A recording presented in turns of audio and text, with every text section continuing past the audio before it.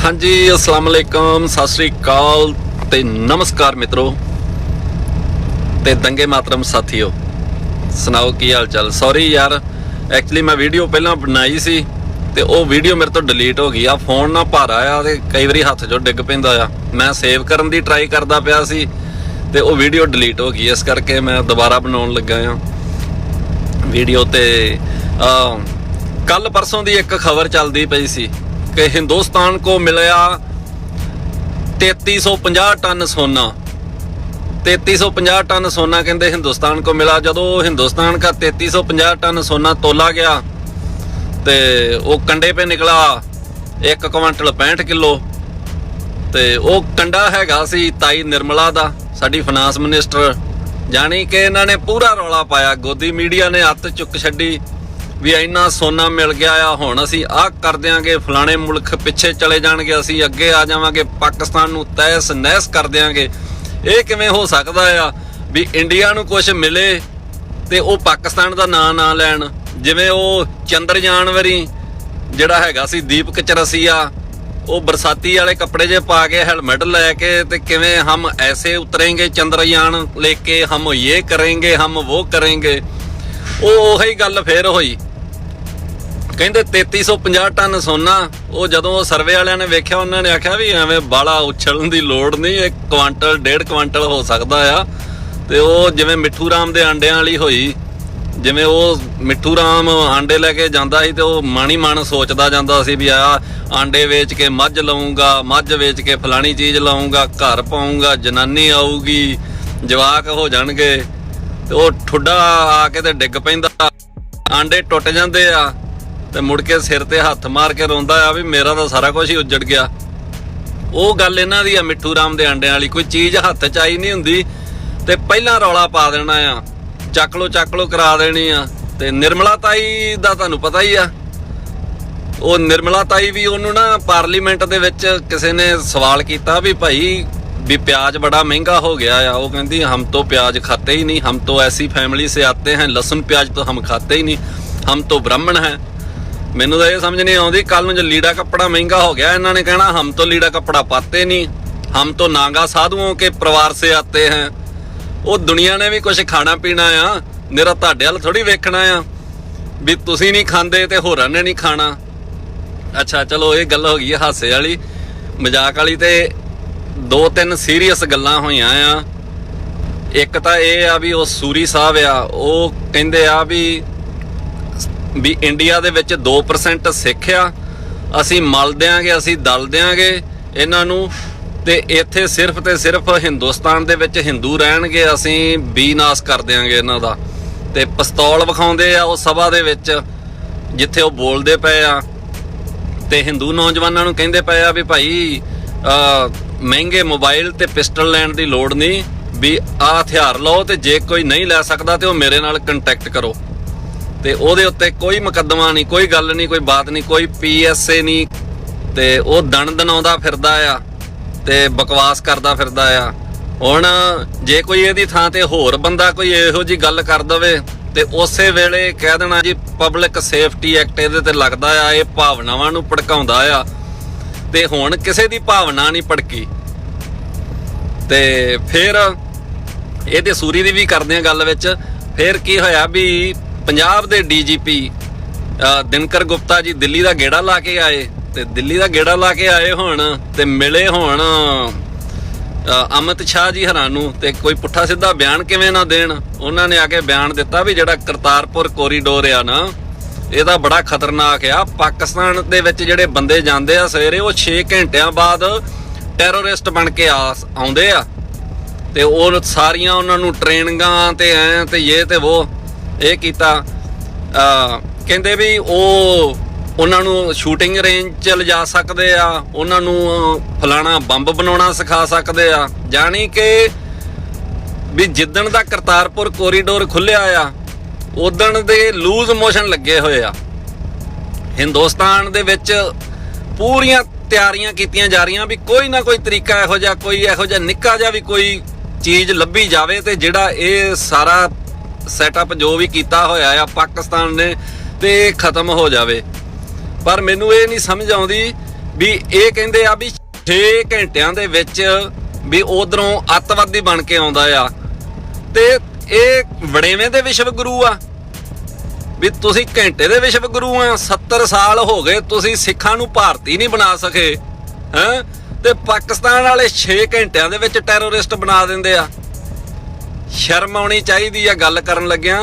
ਇਹ ਜਦੋਂ ਦੀ ਉਹ ਕਬੱਡੀ ਟੀਮ ਆਈ ਤੇ ਇੰਨਾ ਇਹਨਾਂ ਨੇ ਰੌਲਾ ਪਾਇਆ ਵੀ ਭਾਈ ਉਹ ਤਾਂ ਪਰਮਿਸ਼ਨ ਲੈ ਕੇ ਨਹੀਂ ਗਏ, ਉਹਨਾਂ ਨੇ ਇੰਡੀਆ ਦਾ ਨਾਂ ਕਿਉਂ ਯੂਜ਼ ਕੀਤਾ, ਇੰਡੀਆ ਦੀਆਂ ਜਰਸੀਆਂ ਪਾਈਆਂ ਤੇ ਇੰਡੀਆ ਦਾ ਫਲੈਗ ਯੂਜ਼ ਕੀਤਾ। ਸਾਹਮਣੇ ਇੰਡੀਆ ਦੇ ਪਲੇਅਰ ਆਉਣਗੇ ਤੇ ਉਹ ਇੰਡੀਆ ਦਾ ਹੀ ਨਾਂ ਯੂਜ਼ ਕਰਨਗੇ। ਉਹ ਸਾਰੇ ਜਿਹੜੇ ਲੀਡਰ ਆ ਉਹਨਾਂ ਨੇ ਵੀ ਅੱਤ ਚੁੱਕ ਲਈ ਤੇ ਨਿਊਜ਼ ਚੈਨਲਾਂ ਨੇ ਵੀ। ਉਹਦੇ ਵਿੱਚ ਮੈਂ ਤਾਂ ਇਹਨਾਂ ਨੂੰ ਵੀ ਕਹੂੰਗਾ, ਕਬੱਡੀ ਫੈਡਰੇਸ਼ਨ ਵਾਲਿਆਂ ਨੂੰ ਵੀ, ਕਬੱਡੀ ਆਪਾਂ ਪੰਜਾਬ ਵਾਲੇ ਖੇਡਦੇ ਆ, ਲੈਂਦੇ ਚੜ੍ਹਦੇ ਵਾਲੇ। ਠੀਕ ਆ, ਜੇ ਤੁਹਾਨੂੰ ਨਹੀਂ ਆਉਣ ਕਰਦੇ, ਇਹ ਨਹੀਂ ਸਮਝਦੇ ਵੀ ਇਹ ਇੰਡੀਆ ਦੀ ਟੀਮ ਆ, ਤੇ ਤੁਸੀਂ ਇਹਨਾਂ ਤੋਂ ਕੀ ਲੈਣਾ ਆ? ਦਾਣੇ ਲੈਣੇ ਆ। ਠੀਕ ਆ, ਤੁਸੀਂ ਆਪਦੀ ਈਸਟ ਪੰਜਾਬ ਦੀ ਟੀਮ ਦੀਆਂ ਜਰਸੀਆਂ ਬਣਾਓ, ਤੁਸੀਂ ਆ ਕੇ ਖੇਡੋ। ਜੇ ਫਲੈਗ ਤੋਂ ਵੀ ਇਹਨਾਂ ਨੂੰ ਇਤਰਾਜ਼ ਆ ਤੇ ਫਲੈਗ ਵੀ ਆਪਦਾ ਬਣਾ ਲਓ, ਇਹਦੇ ਵਿੱਚ ਕਿੱਡੀ ਕੁ ਗੱਲ ਆ। ਹੁਣ ਫਲੈਗ ਬਣਾਉਣੇ ਹੀ ਪੈਂਦੇ ਆ ਜਦੋਂ ਕੋਈ ਨਹੀਂ ਤੁਹਾਨੂੰ ਆਪਦਾ ਸਮਝਦਾ। ਤੁਹਾਨੂੰ ਪਤਾ ਆ ਜਮਨਾ ਤੋਂ ਪਰਲੇ ਪਾਸੇ ਪਾਰ ਵਾਲੇ ਨਹੀਂ ਕਬੱਡੀ ਖੇਡਦੇ, ਨਹੀਂ ਉਹਨਾਂ ਦੀਆਂ, ਤੇ ਠੀਕ ਆ। ਪਰ ਹੁਣ ਅਸੀਂ ਤਾਂ ਖੇਡਣੀ ਪੰਜਾਬ ਦੀ ਗੇਮ ਆ ਤੇ ਪੰਜਾਬੀਆਂ ਨੇ ਆਉਣਾ ਜਾਣਾ ਵੀ ਆ। ਮੇਨ ਪ੍ਰੋਬਲਮ ਇਹ ਆ ਵੀ ਜਿਹੜਾ ਪਿਛਲੇ 17 ਸਾਲਾਂ ਤੋਂ ਵੀ ਹਿੰਦੁਸਤਾਨ ਨੇ ਪੰਜਾਬੀਆਂ ਨੂੰ ਆਪਦੇ ਘੁਆੜੇ ਦਾ ਦਸਤਾ ਬਣਾਇਆ ਹੋਇਆ ਆ ਨਾ, ਉਹ ਖਤਰਾ ਪਿਆ ਹੋਇਆ ਆ ਵੀ ਉਹ ਜਦੋਂ ਹੁਣ ਉਹ ਉਧਰ ਜਾਂਦੇ ਆ, ਉਧਰ ਉਹ ਗੱਲ ਮਿਲਦੀ ਨਹੀਂ ਜਿਹੜੀ 17 ਸਾਲਾਂ ਤੋਂ ਪ੍ਰਚਾਰੀ ਹੋਈ ਆ ਵੀ ਮੁਸਲਮਾਨ ਆ ਉਹ ਤਾਂ ਤੁਹਾਡੇ ਦੁਸ਼ਮਣ ਆ ਤੇ ਆਪਾਂ ਉਹਨਾਂ ਨੂੰ ਖਤਮ ਕਰ ਦੇਣਾ ਆ ਤੇ ਇਹ ਤੇ ਉਹ ਜਿੰਨਾ ਝੂਠ ਪ੍ਰਚਾਰ ਇੱਧਰ ਸੁਣਿਆ ਆ, ਜਦੋਂ ਉਧਰ ਜਾਂਦੇ ਆ ਤੇ ਉਧਰ ਜਾ ਕੇ ਅੱਖਾਂ ਖੁੱਲ ਜਾਂਦੀਆਂ ਵੀ ਯਾਰ ਇਹ ਤਾਂ ਬੰਦੇ ਆਓ ਭਗਤ ਕਰਦੇ ਆ, ਰਿਸਪੈਕਟ ਕਰਦੇ ਆ, ਹੈ ਜੱਫੀਆਂ ਪਾ ਪਾ ਕੇ ਫੋਟੋਆਂ ਖਿਚਾਉਂਦੇ ਆ। ਤੇ ਜਥੇਦਾਰ ਅਕਾਲ ਤਖਤ ਸਾਹਿਬ ਦਾ ਵੀ ਬਿਆਨ ਆਇਆ, ਉਹ ਕਹਿੰਦੇ ਵੀ ਠੀਕ ਆ, ਜੇ ਉਧਰ ਗੁਰੂ ਨਾਨਕ ਸਾਹਿਬ ਦੇ ਦਰਬਾਰ ਤੇ ਜਾ ਕੇ ਜੇ ਉੱਥੇ ਮੱਥਾ ਟੇਕ ਕੇ ਅਸੀਂ ਟੈਰੋਰਿਸਟ ਬਣਦੇ ਆ ਤੇ ਅਸੀਂ ਜੀ ਸਦਕੇ ਅਸੀਂ 100 ਵਾਰੀ ਬਣਨ ਨੂੰ ਤਿਆਰ ਆ। ਤੇ ਬੜੀ ਵਧੀਆ ਗੱਲ ਆ, ਇਹਨਾਂ ਨੂੰ ਇਹੋ ਹੀ ਜਵਾਬ ਮਿਲਣਾ ਚਾਹੀਦਾ ਆ ਸਾਰਿਆਂ ਵੱਲੋਂ। ਤੇ ਸੂਰੀ ਸਾਹਿਬ ਕਹਿੰਦੇ ਆ ਵੀ ਇਹ ਅਸੀਂ 2% ਨੂੰ ਦਲ ਦਿਆਂਗੇ, ਮਲ ਦਿਆਂਗੇ। ਸੂਰੀ ਸਾਹਿਬ ਕਹਿੰਦੇ ਆ ਵੀ ਅਸੀਂ ਵੀ ਇਹ ਸਾਰੇ ਖਾਲਿਸਤਾਨੀ ਆ। ਹੁਣ ਇਹ ਦੂਜਿਆਂ ਨੂੰ ਵੀ ਅਕਾਲੀਆਂ, ਭਾਜਪਾਈਆਂ, ਬੀਜੇਪੀ ਤੇ ਆ ਕੀ ਆ ਦੂਜੇ ਆਪ ਵਾਲੇ ਤੇ ਕਾਂਗਰਸੀ, ਇਹਨਾਂ ਨੂੰ ਵੀ ਸੋਚ ਲੈਣਾ ਚਾਹੀਦਾ ਆ ਵੀ ਇਹ ਜਿਹੜੇ ਬਜਰੰਗ ਦਲੀਏ ਆ ਨਾ, ਇਹਨਾਂ ਦੀ ਜਿਹੜੀ ਸੋਚ ਆ, ਤੁਸੀਂ ਭਾਵੇਂ ਜਿਹੜੀ ਮਰਜ਼ੀ ਪਾਰਟੀ 'ਚ ਧੱਕੇ ਖਾਓ, ਜਿਵੇਂ ਮਰਜ਼ੀ ਜੈ ਹਿੰਦੁਸਤਾਨ ਕੇ ਭਾਰਤ ਮਾਤਾ ਕੀ ਜੈ ਕਰੋ, ਇਹ ਤੁਹਾਨੂੰ ਆਪਦੇ ਨਹੀਂ ਸਮਝਦੇ, ਤੁਹਾਨੂੰ ਖਾਲਿਸਤਾਨੀ ਸਮਝਦੇ ਆ। ਜੇ ਪਲੇਅਰਾਂ ਨੂੰ ਖਾਲਿਸਤਾਨੀ ਕਹਿ ਸਕਦੇ ਆ ਤੇ ਹੋਰ ਦੂਜੇ ਤੀਜੇ ਮੇਰੇ ਵਰਗੇ ਕਿਹੜੇ ਬਾਗ ਦੀ ਮੂਲੀ ਆ? ਮੈਂ ਅਜੇ ਤੱਕ ਖਾਲਿਸਤਾਨ ਦਾ ਕਦੀ ਨਾਂ ਨਹੀਂ ਲਿਆ, ਉਹ ਮੈਨੂੰ ਵੀ ਖਾਲਿਸਤਾਨੀ ਕਹਿੰਦੇ। ਤੇ ਇਹ ਜਿਹੜੀ ਇਹਨਾਂ ਦੀ ਗਵਾਲਕਰ ਦੀ ਤੇ ਹੈਗੀ ਨਾ ਆਈਡੀਓਲੋਜੀ ਬੰਚ ਆਫ ਥਾਟ ਦੇ ਵਿੱਚ ਜਿਹੜੀ ਉਹਨੇ ਲਿਖੀ ਆ, ਤੇ ਸੂਰੀ ਸਾਹਿਬ ਹਰੀ ਬਿਲਕੁਲ ਉੱਤੇ ਪਹਿਰਾ ਦਿੰਦੇ ਪਏ ਆ। ਇਹਨਾਂ ਦੇ ਖੂਨ ਦੇ ਵਿੱਚ ਜੈਨੋਸਾਈਡ ਇੰਪਲਸ ਆ, ਜਿਹੜੀ ਕੋਈ 20-25 ਸਾਲਾਂ ਬਾਅਦ ਜਾਗਦੀ ਆ ਤੇ ਆਮ ਲੋਕਾਂ ਦਾ ਘਾਣ ਕਰਦੀ ਆ, ਜਿਵੇਂ ਬੋਧੀਆਂ ਦਾ ਕੀਤਾ ਸੀ, ਜਿਹੜਾ ਕਹਿੰਦੇ ਨਾ ਹਮਨੇ ਬੁੱਧ ਦਿਆ ਹੈ ਯੁੱਧ ਨਹੀਂ ਦਿੱਤਾ। ਜਦੋਂ ਜੰਗੇ ਬਦਰ ਦੂਜੀ ਹੋਈ ਸੀ ਨਾ ਤੇ ਹਜ਼ਰਤ ਮੁਹੰਮਦ ਸਾਹਿਬ ਨੇ ਉੱਥੋਂ ਸਾਰਾ ਕੁਝ ਉਹ ਬੁੱਤ ਸੱਟੇ ਸੀ ਚੁੱਕ ਕੇ, ਉਦੋਂ 200 ਸਾਲ ਬਾਅਦ ਹੀ ਬ੍ਰਾਹਮਣ ਦੇਵਤੇ ਨੇ ਬੋਧੀਆਂ ਦੇ ਮੰਦਿਰਾਂ ਤੇ ਕਬਜ਼ੇ ਕਰਕੇ ਤੇ ਉਹ ਬੁੱਤ ਇੱਥੇ ਐ ਸਥਾਪਿਤ ਕਰ ਦਿੱਤੇ ਸੀ। ਤੇ ਉਹਨਾਂ ਬੁੱਤਾਂ ਦੇ ਉੱਤੇ ਐ ਚੁੰਨੀਆਂ ਲਪਾ ਕੇ, ਸੰਧੂਰ ਲਾ ਕੇ, ਫੁੱਲ ਫਲ ਚੜਾ ਕੇ ਤੇ ਢੱਕ ਲਏ ਤੇ ਬੋਧੀਆਂ ਨੂੰ ਦੇ ਦਿੱਤਾ ਸ਼ੂਦਰ ਕਰਾਰ ਵੀ ਇਹ ਹੈਗੇ ਆ ਅਨਟੱਚੇਬਲ, ਹਾਂ ਵੀ ਇਹਨਾਂ ਨੂੰ ਛੂਹਣਾ ਨਹੀਂ। ਤੇ ਉਹਨਾਂ ਦੀ ਮੰਦਿਰਾਂ 'ਚ ਆਉਣ ਤੋਂ ਉਹਨਾਂ ਤੇ ਪਾਬੰਦੀ ਲਾ ਦਿੱਤੀ। ਹਾਲਾਂਕਿ ਜਿੰਨੇ ਹਿੰਦੁਸਤਾਨ ਦੇ ਮੰਦਿਰ ਆ ਸਾਰਿਆਂ ਦੇ ਵਿੱਚ ਬੁੱਧ ਦੀਆਂ ਮੂਰਤੀਆਂ ਆ, ਜਿਹੜੀਆਂ ਇਹਨਾਂ ਨੇ ਕਾਲ ਭੈਰੋਂ ਦੀਆਂ ਬਣਾਈਆਂ, ਵਿਸ਼ਨੂੰ ਦੀਆਂ ਬਣਾਈਆਂ, ਸ਼ਿਵਲਿੰਗ ਬਣਾਇਆ ਆ, 3-3 4-4 ਮੂੰਹਾਂ ਵਾਲੀਆਂ ਜਿਹੜੀਆਂ ਮੂਰਤੀਆਂ ਆ ਨਾ, ਜਿਨ੍ਹਾਂ ਨੂੰ ਇਹ ਸ਼ਿਵਲਿੰਗ ਵੀ ਕਹਿੰਦੇ ਆ, ਉਹ ਬੁੱਧ ਦੀਆਂ ਮੂਰਤੀਆਂ ਆ। ਤੇ ਬੋਧੀਆਂ ਨੂੰ ਇਸੇ ਕਰਕੇ ਇਹਨਾਂ ਨੇ ਸਾਰਾ ਕੁਝ ਇਹ ਕੀਤਾ। ਜਿੰਨੀ ਬੋਧੀਆਂ ਨਾਲ ਮਾੜੀ ਹੋਈ ਆ, ਦਲਿਤਾਂ ਨਾਲ ਮਾੜੀ ਹੋਈ ਆ ਨਾ ਇਸ ਮੁਲਕ ਦੇ ਵਿੱਚ, ਉਨੀ ਹੋਰ ਕਿਸੇ ਕੌਮ ਨਾਲ ਨਹੀਂ ਮਾੜੀ ਹੋਈ। 3000 ਸਾਲ ਤੋਂ ਆਲਮੋਸਟ ਉਹ ਜ਼ੁਲਮ ਸਹਿੰਦੇ ਆਉਂਦੇ ਆ। ਆ ਤੁਸੀਂ ਰੋਜ਼ ਇਨਸੀਡੈਂਟ ਵੇਖਦੇ ਆ ਹੋਣਾ ਪਿੱਛੇ ਜਿਹਾ ਹੀ ਰਾਜਸਥਾਨ ਦੇ ਵਿੱਚ ਹੋਇਆ। ਉਹ ਦਲਿਤ ਮੁੰਡਾ ਫੜੇ ਉਹ 2 ਭਰਾ ਤੇ ਪੇਚਕਸ ਦੇ ਉੱਤੇ ਕੱਪੜਾ ਚੜਾ ਕੇ ਪੈਟਰੋਲ ਪਾ ਕੇ ਤੇ ਉਹਦੇ ਗੁਪਤ ਅੰਗਾਂ ਦੇ ਵਿੱਚ ਪੈਟਰੋਲ ਪਾਇਆ। ਇਹ ਨਫ਼ਰਤ ਕਿੱਥੋਂ ਆਉਂਦੀ ਆ?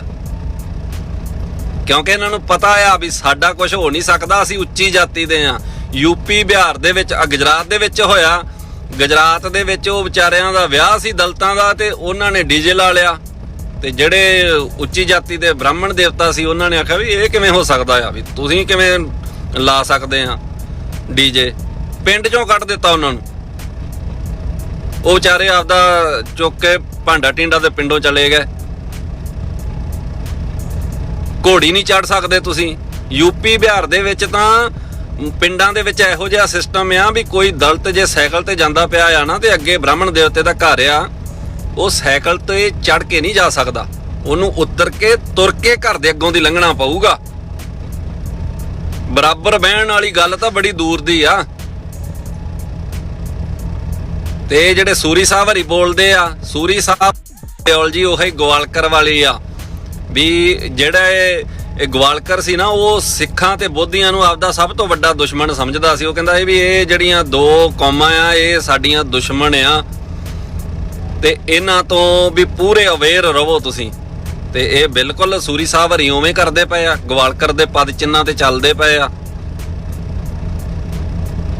ਤੇ ਅਜੇ ਕਈਆਂ ਨੂੰ ਭੁਲੇਖੇ ਆ, ਕਈ ਹੋਰ ਹੀ ਮਤਲਬ ਉੱਡਦੀਆਂ 'ਚ ਫਿਰਦੇ ਆ ਵੀ ਖਰੇ ਅਸੀਂ ਆਪ ਦੀ ਗਵਰਨਮੈਂਟ ਪੰਜਾਬ 'ਚ ਬਣਾ ਲਵਾਂਗੇ, ਕਾਲੀਆਂ ਦੀ ਬਣਾ ਲਵਾਂਗੇ ਤੇ ਆਹ ਹੋ ਜਾਊਗਾ ਆਹ ਹੋ ਜਾਊਗਾ। ਨਾ, ਇਹ ਕੁਛ ਨਹੀਂ ਹੋਣਾ। ਜਿਹੜੀ ਇਹਨਾਂ ਦੀ ਆਈਡੀਓਲੋਜੀ ਆ ਨਾ ਉਹ ਬੜੀ ਮਾੜੀ ਆ।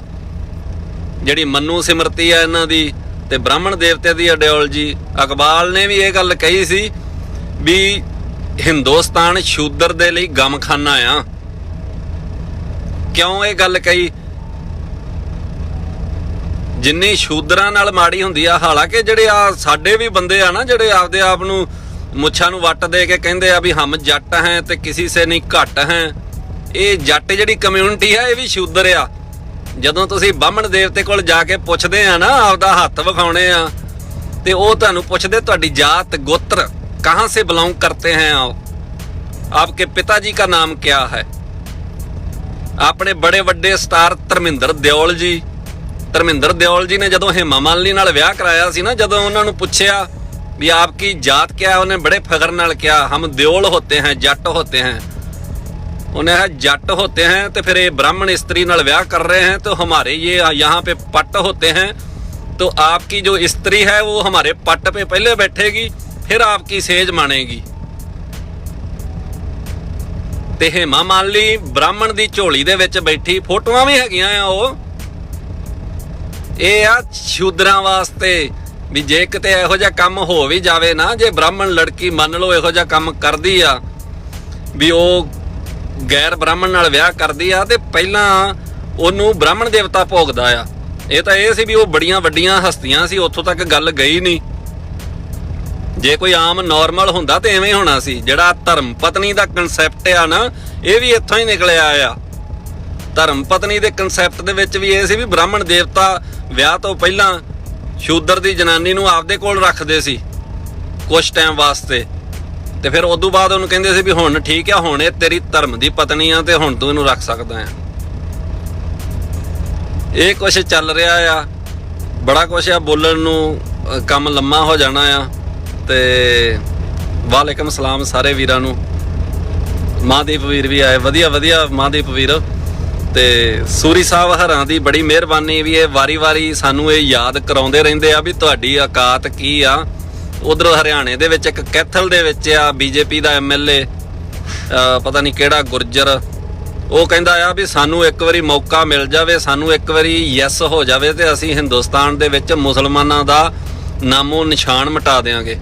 ਹੈਂ, ਤੇ ਮੈਨੂੰ ਤਾਂ ਇਹ ਨਹੀਂ ਸਮਝ ਆਉਂਦੀ ਵੀ ਜਿਹੜੇ 6 ਘੰਟਿਆਂ ਦੇ ਵਿੱਚ ਅੱਤਵਾਦੀ ਬਣ ਕੇ ਆਉਂਦੇ ਆ ਉਹ ਭੈੜੇ ਆ ਕਿ ਜਿਹੜੇ ਅੱਤਵਾਦੀ ਫਿਰਦੇ ਆ ਇਹ BJP ਤੇ RSS ਵਾਲੇ। ਇਹ ਨਹੀਂ, ਮੈਨੂੰ ਨਹੀਂ ਸਮਝ ਆਉਂਦੀ ਵੀ ਇਹ ਕਿੱਧਰ ਦੀ ਜਾ ਕੇ ਟ੍ਰੇਨਿੰਗ ਲੈ ਕੇ ਆਉਂਦੇ ਆ ਪਾਕਿਸਤਾਨ ਤੋਂ।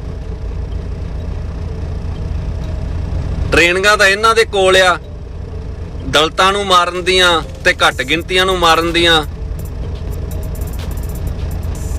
ਆ ਪਿੱਛੇ ਜੋ ਕੇਸ ਹੋਇਆ ਸੀ, ਮੈਨੂੰ ਉਹਦਾ ਯਾਦ ਭੁੱਲ ਗਿਆ ਆ, ਉਹਦਾ ਨਾਂ ਕੀ ਸੀ ਯਾਰ, ਉਹਦੇ ਵਿੱਚ ਇਹ ਸੀ ਵੀ 58 ਦਲਿਤ ਜਿਉਂਦੇ ਸਾੜ ਦਿੱਤੇ ਸੀ, ਜਵਾਕ ਬੀਬੀਆਂ ਬੱਚੇ ਵਿੱਚ, ਤੇ ਪਰ ਕਿਸੇ ਵੀ ਮਤਲਬ ਉੱਚ ਜਾਤੀ ਦੇ ਬ੍ਰਾਹਮਣ ਵੀਰ ਨੂੰ ਸਜ਼ਾ ਨਹੀਂ ਹੋਈ। ਤੇ ਇੱਕ ਟੀਵੀ ਚੈਨਲ ਨੇ ਉਹਨਾਂ ਦਾ ਸੈਟਿੰਗ ਆਪਰੇਸ਼ਨ ਕੀਤਾ ਸੀ, ਵਿੱਚ ਉਹ ਬੜੇ ਫਖਰ ਨਾਲ ਇਹ ਗੱਲ ਕਹਿੰਦੇ ਸੀ ਵੀ ਹਾਂ ਅਸੀਂ ਕੀਤਾ ਆ, ਅਸੀਂ ਮਾਰਿਆ ਆ, ਪਰ ਹਾਈ ਕੋਰਟ ਦੇ ਵਿੱਚ ਉਹਨਾਂ ਨੂੰ ਸਜ਼ਾ ਨਹੀਂ ਸੀ ਹੋਈ। ਤੇ ਇਹ ਵਿਚਾਰੇ ਜਿਹੜੇ ਦਲਿਤਾਂ ਨਾਲ ਜੋ ਕੁਝ ਹੁੰਦਾ ਆ ਇਸੇ ਕਰਕੇ ਹੀ ਹੁੰਦਾ ਆ, ਉਹਨਾਂ ਨੂੰ ਪਤਾ ਆ ਵੀ ਸਾਡੇ ਪਿੱਠ ਤੇ ਸਿਸਟਮ ਖਲੋਤਾ ਹੋਇਆ ਆ। शर्मा जी के बेटे आके शीन बाग में गोली चला देना, उनके ऊपर PSA नहीं लगता। ते जे कोई हुंदा होर खान सिंह ते हुण नूं ऐ टंग देना सी जिवें बकरा टंगिया हुंदा कसाई दी दुकान ते। कोई नहीं, सारियां दे भरम भुलेखे दूर हो जाणगे। अगे अगे वेखो, तेल वेखो ते तेल दी धार वेखो। तुसीं कन्नां नूं हत्थ ला के ना क्या ਤੇ ਫਿਰ ਕਿਉਂ ਹੁਣ ਇਹ ਤੁਸੀਂ ਕਹਿਣਾ ਆ ਕੁਛ, ਇਹ ਮੈਨੂੰ ਨਹੀਂ ਪਤਾ ਵੀ ਉਦੋਂ ਤੁਹਾਡੇ ਮੂੰਹੋਂ ਕੀ ਨਿਕਲਣਾ ਆ, ਪਰ ਕੁਛ ਨਾ ਕੁਛ ਜ਼ਰੂਰ ਨਿਕਲੂਗਾ। ਓਕੇ ਜੀ, ਜਿਉਂਦੇ ਵਸਦੇ ਰਹੋ, ਰੱਬ ਰੱਖਾ, ਫਿਰ ਮਿਲਾਂਗੇ।